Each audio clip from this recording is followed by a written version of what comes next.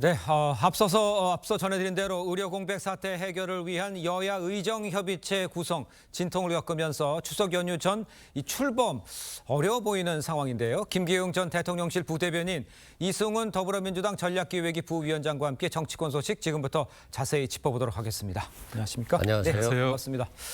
자, 한동훈 대표가 참여 가능한 의료단체만이라도 일단 출범을 해서 추석 전에 협의체를 좀 가동해야 한다. 이런 입장이지만요. 민주당 의료계 핵심 단체가 참여해야 한다. 이런 입장입니다. 여야 목소리가 다른데요. 좀 직접 들어보도록 하겠습니다. 각각의 입장들이 다 다릅니다. 참여가 가능한 단체들만이라도 일단 출발해야 되지 않겠습니까? 어떤 전제 조건도 어떤 의제 제한도 없다는 점을 분명히 하고 있지 않습니까? 더불어민주당의 적극적인 그리고 진정성 있는 참여를 요청드립니다. 명실상부한 의료계 대표의 참여가 없는 식물협의체 발족은 아무런 의미가 없습니다. 일단 야당을 끌어들여서 중재자 한동훈을 명절 밥상에 올려놓고 싶은 게 아닌가. 직접 들으신 것처럼 추석 전 협의체 출범 급한 상황이죠. 그런데 여야 입장 사뭇 다릅니다.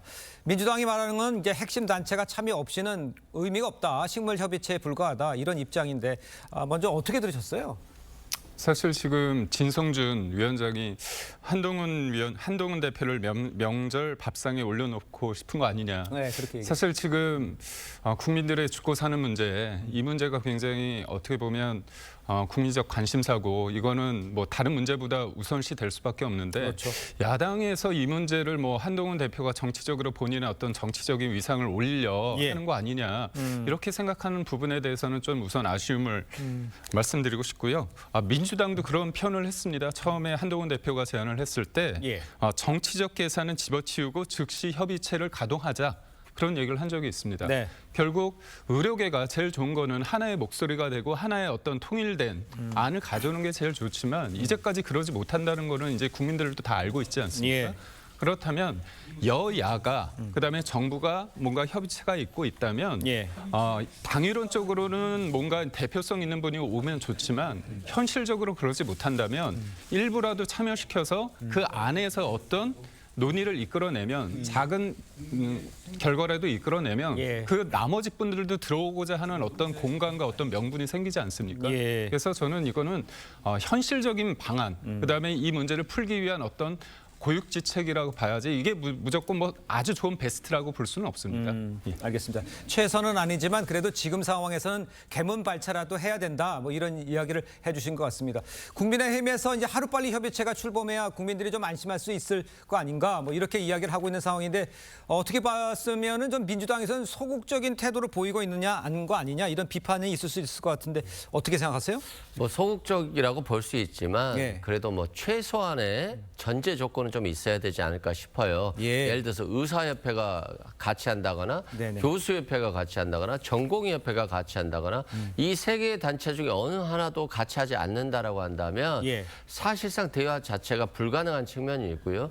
두 번째는 윤석열 대통령이 얼마 전에 정부 소관이라고 하면서 한동훈 대표까지도 여기에 대해서 관여하지 말라라는 취지로 얘기를 했고 또 한덕수 국무총리도 지금까지도 마찬가지로 2025년도 의대 정원 문제는 고칠 수 없는 문제다라고 하면서 전제를 확실히 걸었어요. 그렇다라고 한다면 의사협회는 아예 참여하지 않겠다라고 하고 있기 때문에 최소한 한동훈 대표가 정부와의 관계에 있어서 어느 정도의 재량권을 가져와야 되고요. 또 추석 기간 내에 의사협회가 됐든 교수협회가 됐든 전공의협회가 됐든 어느 단체라도 하나라도 이 여야 의정협의체에 끌어들일 수 있는 정도의 준비는 해야 되는 게 맞지 않냐 싶습니다. 그러니까 큰 단체가 어느 정도 한 의협이라든가 뭐 전공이라든가 들어와야 그게 전제가 돼야 이제 할 수 있다 이런 입장이시군요. 그렇죠. 상황은 급박한데 의견은 지금 계속 갈리고 있는 상황입니다.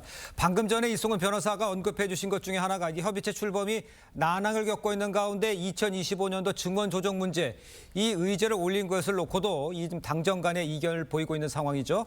한동훈 대표는 의제를 열어놔야 한다. 한도수 총리는 2025년도 정원 문제 의제가 될 수 없다. 난호한 입장이에요. 요 한과 윤 요 갈등 네. 요거는 어떻게 해석을 해야 됩니까? 저는 이제 갈등적인 모습으로 이렇게 비춰지는 면이 없지 않아 있지만 예. 저는 정부 입장과 여당 대표 입장은 좀 다를 수 있다고 봅니다. 뭐냐면 예. 한동훈 대표는 어떤 협의체를 끌고 가기 위해서 의료계를 일단 그 테이블에 앉히는 게 목표 아닙니까? 그렇죠. 그렇다면 예. 이게 논의가 안 된다 이렇게 하면 아무래도 저쪽에서는 들어오기가 좀 난망하지 않습니까? 그래서 네네. 들어올 명분과 공간을 만들기 위해서 이것 또한 논의할 수 있다는 얘기를 하는 거고요. 예. 한덕수 총리 같은 경우는 실질적으로 이 2025년 정원 문제는 의료, 소위 말해서 의대를 지원하고자 하는 사람들만의 문제는 아닙니다. 그렇죠. 그러니까 의대 가고 싶은 사람도 있고 그 의대 정원이 늘어남에 따라 다른 곳도 약간의 공간이 생길 수 있지 않습니까? 예. 지금 수시 원서는 한 6장을 쓰고 있거든요. 맞습니다. 그래서 전년도, 재작년 뭐 이렇게 해가지고 이런 어떤 수시 경쟁률도 다를 수 있다. 예. 그리고 이게 연쇄적으로 도미노처럼 돼 있기 때문에 이 부분이 네. 교육계 전반적으로 학부모들한테 불안감을 줄 수 있기 때문에 이 부분에 대해서는 우리의 어떤 원칙론을 고수해야 된다. 그런 정책의 일관성이 있어서 이런 부분도 있는 것 같습니다. 예. 그렇기 때문에 그렇다면 이게 계속 갈등만 되면 안 되지 않습니까? 그렇다면 이런 어려움이 있지만 한동훈 대표가 정부를 설득해서 뭔가 이 부분에 대해서 논의를 이끈다고 한다면 의료계에 그런 시그널을 줄 수 있죠. 우리는 정부의 어떤 양보안을 얻어놨기 때문에 예.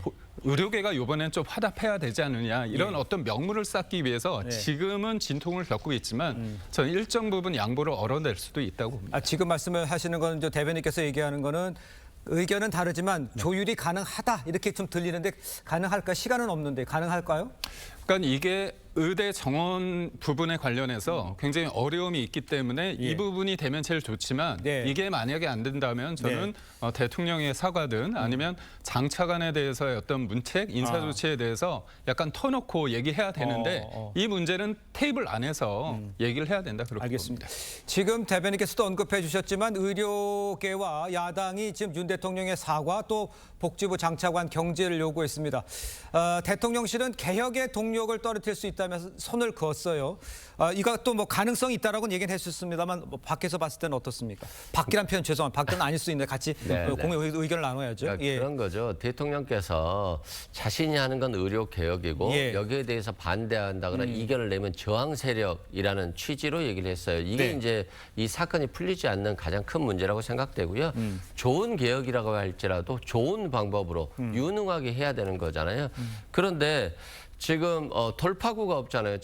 김기영 부대변인 같은 경우는 그 아무래도 그 뭐 대통령실과 한동훈 대표 간의 국합 배드값 전략 같이 그런 게 좋지 않냐. 근데 그게 좋을 수는 있어요. 근데 문제는 의사협회나 의사들이 국합 배드값 전략으로 믿는 게 아니라 이건 뭐 신뢰가 없다. 아예 여당 대표는 뭔가 조정해 볼 수 있다라고 하고 국무총리나 대통령은 절대 안 된다고 하니까 이건 자신들을 속이는 거라고 생각하고 신뢰하지 않기 때문에 참여하지 못하겠다는 거잖아요.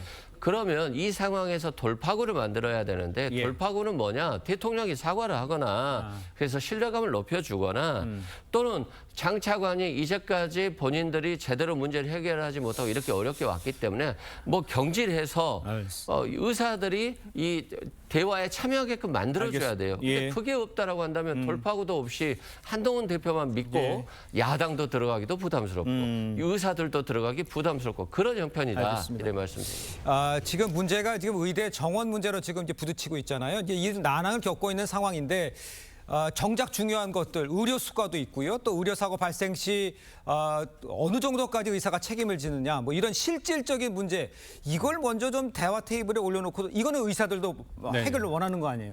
이걸 먼저 하는 방법은 안 되나요? 어떻습니까? 제가 의사분들 만났을 때 그런 표현을 하시더라고요. 의대 정원 문제는 루비콘 강을 건넜다. 그래서 양보할 수 없다고 얘기를 하셔서 그렇다면 정부가 그냥 손 놓고 있는 게 아니라 실질적으로 의사 선생님들이 되게 많이 이제 걱정하시는 게 이제 의료 소송 아닙니까? 맞습니다. 그러니까 본인들은 선한 의지로 했는데 응급실 상황은 응급하고 심각하기 때문에 적절한 조치를 하더라도 결과가 그렇게 담보되지 못하는데 맞아요. 이런 부분에 있어서 어떤 책임성, 법정 소송까지 갔을 때 이런 부분에 대해서 면책에 대한 부분을 정부도 생각하고 있고 또 예. 하나는 뭐냐면 의료실에 있을 때 저도 아플 때 보면 제가 어느 정도 아픈지 모르기 때문에 응급실을 찾게 되거든요, 아이들이. 예. 근데 문제는 경증 환자일 경우 뭔가 다른 병원으로 전원할 수 있는 권한을 줘야 되는데 그런 것도 없다고 그럽니다. 그리고 또 하나는 술 취한 환자들이 폭력을 행사해도 그걸 맞으면서도 또 치료는 해야 된대요. 예. 이런 부분에 있어서 그런 어떤 권한에 대한 명시적으로 권한을 주는 어떤 조치까지도 네. 테이블 안에서 저는 논의가 될 수 있다고 하는데 예. 의료계에서는 뭐라고 얘기하냐면 그런 얘기를 선제적으로 해라. 근데 충분히 준비가 되어 있습니다. 그렇기 때문에 의대 정원만 저희가 고집하는 건 아니고 예. 의사 선생님들의 어떤 지금까지의 어떤 고민, 변화 그런 부분도 고민하고 있으니까요. 꼭 참여해 주셨으면 알겠습니다. 좋겠습니다. 자, 어제 있었던 이 대정부 질문 마지막 날 질의에서도요. 의료 공백 사태에 책임을 놓고 한덕수 총리가 민주당 의원들과 설전을 벌였습니다. 영상으로 먼저 만나보고 이야기를 이어가겠습니다. 국민들 너무 힘듭니다 지금. 그런데도 정부는 계속 잘했다는 태도를 하고 있어요. 그 태도를 바꾸세요. 잘못했으면 잘못을 시인하세요. 저는 의원님 말씀이 전혀 동의할 수가 없습니다. 그렇게 일방적으로 아니 저한테 답변할 시간을 주세요. 아니 의석의 의원님들은 좀 가만히 계세요. 지금 응급실 뺑뺑이로 인한 사망사고 사례도 잇따르고 있죠. 알고 계시죠? 잇따른다는 표현은 좀 과장입니다. 그거는 가짜 뉴스입니다. 가짜 뉴스예요. 죽어나가요? 어디에 죽어나갑니까? 최선을 다하고 있습니다. 그것은 의사 선생님과 간호사들을 모욕하는 겁니다. 자, 응급실 뺑뺑이가 정부 책임이냐 아니면 이 가짜 뉴스냐 이러고 맞서고 있는데 어제 저 상황은 어떻게 보셨어요? 그러니까 좀 한덕수 총리가 조금은 더 국민들 목소리에 좀 귀 기울였으면 좋겠다. 예. 계속해서 기사가 나오잖아요. 응급실을 뺑뺑이 돌다가 환자가 사망하거나 중증에 빠지거나 예. 뇌사 상태에 빠지거나 이런 사례들이 많이 있는데 예. 그렇다라고 한다면 그런 일이 없다라고 하면 그 기사들은 다 가짜인 거잖아요. 그런 측면에서 가짜 뉴스라고 하지 말고 정말 그게 가짜였는지를 확인해 주면 될 것 같고 119에 정말 응급실 상황이 어떻는지 예. 확인해 줘야 될 것 같다. 그렇지 않으면 국민들은 불안해하고 정부에 대한 신뢰를 잃고 예. 여론조사에서도 보듯이 70대 이상에서도 윤석열 정부에 대한 신뢰도가 굉장히 많이 떨어지고 있기 때문에 이 부분은 확실히 좀 해줘야 된다 이런 말씀드리고 예. 자꾸 여당이나 야당이나 국민을 등 돌리기보다는 여당도 품고 야당도 품으면 또 국민도 오지 않겠습니까?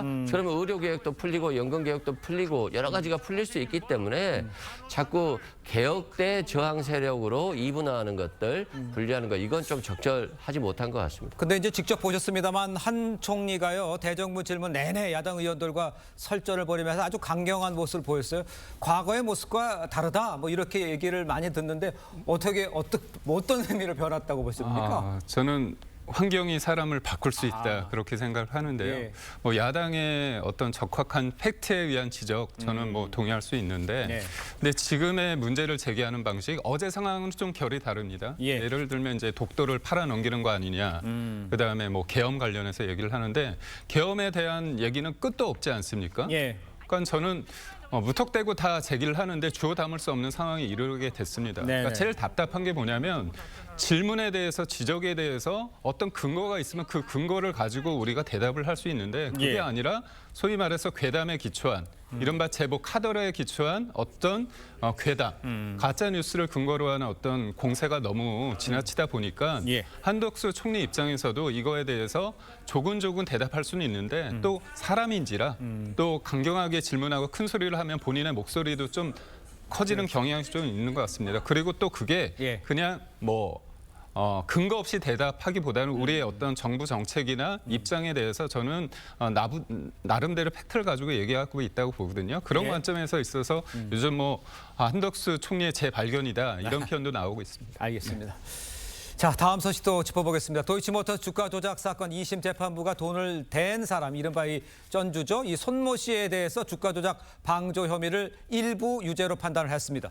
비슷한 역할을 했다는 의혹을 받고 있는 이 김건희 여사에게 같은 혐의가 적용될지 이게 지금 관심인데 어떻게 보세요? 저는 이 부분이 좀 다른데 사실관계를 보면 다른 부분이 꽤 많습니다. 네. 근데 같은 전주란 이유로 주가 조작에 있어서 계좌가 동원됐다는 이유 하나만으로 이게 예. 좀 더 굉장히 같은 거 아니냐. 그렇기 때문에 손모 씨가 유죄받은 게 예. 김건희 여사가 혐의가 있어서 기소가 돼야 되는 거 아니냐. 야당은 그렇게 보고 있는데요. 우선적으로 차이가 있습니다. 주가 조작을 손모 씨 같은 경우는 충분히 인식하고 있었습니다. 네. 그리고 주가 조작범과 문자를 주고받고 예. 매수를 추천받은 정황이 있습니다. 하지만 김건희 여사 같은 경우는 계좌를 이름을 했고요. 네네. 그래서 관련해서 주주 매매 전후에 직접 주가 조작범과 뭐 연락한 정황이 없습니다. 예. 그러니까 결국은 뭐냐면 인식을 하고 그거에 대해서 구체적인 범죄 정황이 있느냐의 부분까지 있는 거거든요. 그렇기 때문에 이거를 단순히 손모 씨가 전주고 김건희 여사도 전주이기 때문에 예. 이게 동일한 선상의 사건에 있다. 예. 이렇게 얘기한 게 좀 그렇고요. 예. 또 이른바 이제 주가 조작 관련자들이 검찰 조사에서 김 여사에 대해서 아느냐 했더니 김 여사가 가담했다는 말을 들어본 적이 없다 얘기를 했습니다. 알겠습니다. 네. 단순 비교할 수 없다 이렇게 얘기를 말씀하시는 것 같아요. 그런데 이제 관련해서 이제 김 여사 관련 수사를 맡고 있는 서울중앙지검 측은요, 이 전주 손 씨와 김 여사 단위를 단순 비교할 수 어렵다는 입장입니다. 기소 여부는 어떻게 될 것 같아 보이세요? 뭐 기소를 해야죠. 안 할 수 없는 사안이고요. 예. 다만 검사가 기소를 안 할 수는 있죠. 결국에는 회피하는 건데 그럴 경우에는 대한민국 검찰은 역시 대통령이나 대통령의 부인에 굴복하는구나 예. 라고 하면서 검찰에 대한 신뢰도는 굉장히 줄어들 것이고 검찰이 필요하나라는 말까지 들 거예요. 왜 그러냐면 김건희 여사 같은 경우는 1차 주가 조작 시기, 예. 그다음 2차 주가 조작 시기 모두에 다 관여가 되고 있고요. 손모 씨 같은 경우는 1억 정도를 손해봤다라고 하는데 예. 김건희 여사와 그 어머니는 23억 정도의 이익을 봤다라고 지금 나오고 있어요. 그리고 공소장에도 수십 차례 얘기가 나오고 있고요.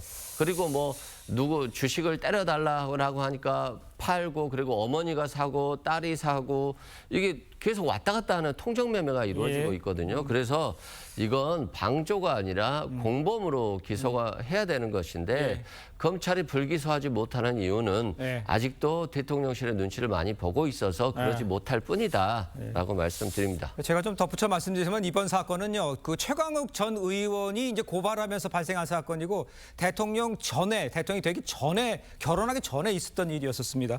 그 당시 그러니까 4년 전 일이었는데 4년 일이 이제 불거졌는데 이게 그 당시 때 이제 기소를 불거진 결정을 냈으면 맞습니다. 이런 문제 지금까지 오지 않았을 것 같다는 생각을 해보게 됩니다. 자, 다음 소식 보죠. 김 여사가요, 최근 공개 행보를 제기한 것을 두고도요, 정치권에서는 이런저런 말이 나오고 있습니다. 박찬대 민주당 원내대표, 김경률 전 국민의힘 비대위원장 목소리 듣겠습니다. 현장에서 김 여사가 경청, 조치, 개선 같은 단어를 쓰는 모습은 마치 자신을 통치자로 여기는 것 같았습니다. 윤석열 정부 출범 이후 용산에 V1과 V2가 있다는 얘기가 끊이질 않았습니다. 대통령실이 공개한 사진들과 보도를 보니 V1이 누구인지 분명해지는 것 같습니다. 본인 스스로가 공직이 아니어서 직접적인 공직자윤리법에 저촉될 여지가 없었다라는 건데 이런 상황에서 그와 같은 행보들이 국민들 시각에는 어떻게 비쳤을까? 조금 과하지 않았나 김건희 여사께서. 과하다는 여당 내에서도 이야기가 나오고 있는 상태이고 영부인 역할을 하고 있다라는 얘기 어떻게 봐야 됩니까? 저는 야당에서 이제 계속 V1, V2 논란을 하는데 지금 윤석열 정부에 있어서 대통령을 공격하기 위해서 가장 약한 고리가 김건희 여사이기 때문에 제가 할 때는 스토킹 수준으로 저는 집착하고 있다고 봅니다. 사실 우리가 다 기억하고 있지만 문재인 정부 때 그 순방 때 김정숙 여사가 문재인 당시 대통령보다 앞서서 이렇게 바른 자세로 힘차게 걷는 모습 다 기억하고 있지 않습니까? 또 어떻게 보면 단독 외교도 했습니다. 인도. 가지 말아야 할 타지 마을까지 간 적이 있습니다. 수억 들여서. 대통령 전용기 타고요. 그리고 제가 기사를 찾아보니까요. TV조선에서 보도를 했는데 2019년 6월에 김정숙 여사가 대기업 10군데를 내서 비공개 오찬을 냈습니다. 네. 그런 거 하면서 여러 가지 얘기를 했거든요. 그런 부분이 어떻게 보면 저는 위임받지 않은 통치 행위다 네. 이렇게 지적할 수 있습니다. 그리고 김건희 여사가 다른 일도 아니고 자살 예방을 위해서 일회성도 아니고요. 지난해 갔던 행사와 비슷한 성격이거든요. 네. 그런 관점에서 어떤 성격을 보지 않고 김건희 여사의 어떤 제스처나 말 한두 가지 단어를 가지고 이렇게 트집 잡는 거는 적절치 않다 그렇게 봅니다. 알겠습니다. 자, 이런 가운데 이제 추석 전 김 여사 특검법을 처리하려던 민주당 계획이 우원식 국회의장이 제동을 걸었지 않습니까? 이를 두고 민주당 강성 지지층 윤 정부의 경호의장이냐 이렇게 이제 강하게 반발하고 있습니다. 글쎄요, 이거는 어떻게 보십니까, 민주당 내에서? 저는 뭐 강성 지지층이 하는 말들은 뭐 그렇게 신경 쓸 필요는 없다고 생각되고요. 네네. 우원식 의장이 이걸 보류한 것이 잘했느냐 못했느냐가 이제 중요한 부분인데 예. 그래요. 김건희 특검법은 국민들이 필요하다고 생각되고 도이치모터스 사건에서도 보듯이 문제가 많이 있다고 생각합니다. 그럼에도 불구하고 대통령이 계속해서 거부권을 행사하고 있는데 네네. 굳이 추석밥상에 다시 이 특검법을 올려서 대통령이 거부권을 행사하는 모습들을 보여준다라고 했을 때 뭐 민주당이 정치적으로는 이득을 얻을지 모르겠습니다만 국민들이 정치에 굉장히 혐오감을 느끼고 있는데 추석마저도 그런 혐오감을 확산시키는 그런 자리로 만들어야 되느냐에 대해서 저는 개인적으로 우원식 의장이 잘했다라고 생각되고 특검을 올리는 게 중요한 것이 아니라 통과시키는데 이제는 집중해야 될 때다 이렇게 말씀드립니다. 알겠습니다. 자, 오늘 말씀은 여기까지 듣겠습니다. 두 분과 인사 나누겠습니다. 고맙습니다. 감사합니다.